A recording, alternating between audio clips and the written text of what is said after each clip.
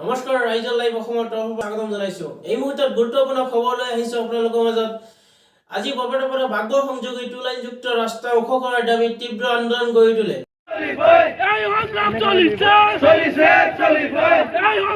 বৰপেটা জিলাৰ বাগবৰ সমষ্টিৰ অন্তৰ্গত চিলচিপথাৰ তিনিআলিত দাবী সমিতিৰ আহ্বানত বৰপেটাৰ পৰা বাগবৰলৈ যোৱা 2 লাইনযুক্ত গড়কাপ্তানি পথ ওখ কৰাৰ দাবীত সাধাৰণ ৰাইজ আৰু সমূহীয়া দাবী সমিতিয়ে উত্তাল প্ৰতিবাদ সাব্যস্ত কৰে। দাবী সমিতিৰ অভিযোগ মতে বানপানী অনুপাতে ওখ কৰাৰ পৰিৱৰ্তে তলেৰে সেই কাম অব্যাহত ৰাখিছে, লগতে চাপৰকৈ নিৰ্মাণ কৰা হৈছে। উক্ত ৰাস্তা ওখ কৰাৰ দাবীত জিলা উপায়ুক্তলৈ স্মাৰক পত্ৰ প্ৰেৰণ কৰে। ঘবৰল সংগঠন ক্লাবৰ সদস্য নেতৃত্ববৃন্দসকল, আজি বৰপেটাৰ পৰা বাগবৰলৈকে যি 2 লাইনযুক্ত ৰাস্তা হৈ আছে, এই ৰাস্তাটো এই সমস্যা কেৱল আমাৰ আপোনাৰ নহয়। এই সমস্যাখন আপোনাৰ ল'ৰা ছোৱালীৰ, মোৰ আহিবলগীয়া ল'ৰা ছোৱালীসকলৰ সমস্যা। কাৰণ আমি বিগত যি বাগবৰৰ পৰা আমি যেতিয়া মন্দিৰলৈ চলাচল কৰিছো, মোৰ দেউতাকৰ পৰা আৰম্ভ কৰি মোৰ গ্ৰাণ্ডফাদাৰলৈকে যেনেকুৱা ধৰণে আমি চলাচল কৰিছো, নৌকাৰে আমি বাৰিষা কালত চলিব লাগে নে নাই?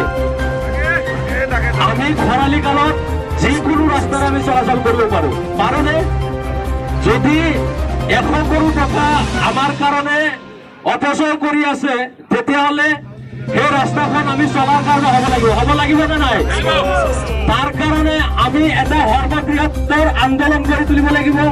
সেই আন্দোলনত আমি তাতে 5,000 পৰা 10,000 মানুহ একগোট হৈ সেই আন্দোলনক এক সৰ্ববৃহৎ আকাৰ দি আমি সেই ৰাস্তাখন আমি চৰকাৰৰ পৰা, প্ৰশাসনৰ পৰা, বিভাগৰ পৰা আমি সহায় লৈ আহিব লাগিব। কাৰণ এই ৰাস্তাখন আজি হৈ যোৱাৰ পিছত আমি সিহঁতে সকলোৱে এই ৰাস্তাখন 50-ৰ পৰা 40 বছৰলৈকে এই ৰাস্তাখন কেতিয়াও চৰকাৰেও নকৰিব, কোনো বিভাগীয় পদক্ষেপ ল'বনে?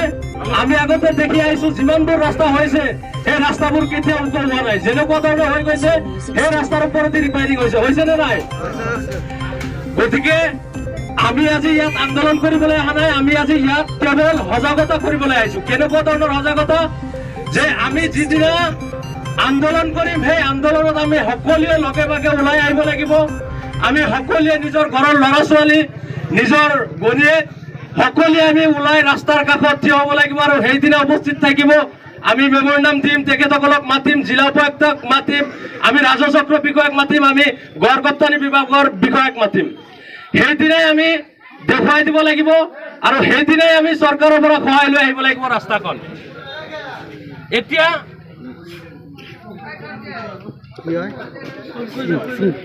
আৰু মই দুটা কথা কম যে এই দাবী সমিতিৰ পৰা আমি যি পদক্ষেপ লৈছো, এই পদক্ষেপত হয়তো কোনো ধৰণৰ ৰাজনৈতিক মেৰীকৰণ চলিব পাৰে। কিয়নো বহুতে ক'ব পাৰে যে তেওঁলোকে পইচা লৈ তেওঁলোকে আজি মাত মাতিছে, কালি মাত মাতিছে, তেওঁলোকে পইচা খাই বহি যাব পাৰে। আপোনালোকে এই কথাটো মনত ৰাখিব, ইয়াত আমি পইচা খাবলৈ অহা নাই, ইয়াত কোনো আমাক পইচা দি নেতৃত্ব দিয়া নাই। এই সমস্যাটোৰ কাৰণে, আমাৰ বিগত দিনৰ সমস্যাটোৰ কাৰণে ইয়াত আমি মাত মাতিবলৈ আহিছো। গতিকে তেনেকুৱা ৰাজনৈতিক মেৰীকৰণত আপোনালোকে কেতিয়াও কাণ সাৰ নিদিব। লগতে মই আহ্বান জনাম,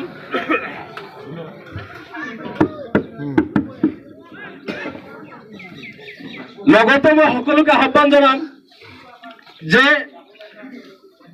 আমি সকলোৱে একত্ৰিত হৈ, একগোট হৈ যাতে ৰাস্তাখনৰ বিৰুদ্ধে আমি মাত মাতিব পাৰো। আমি সকলোৱে প্ৰতিশ্ৰুতি লওঁ যে ৰাস্তাখনৰ কাৰণে আমি সকলোৱে মাত মাতিম নে নাই?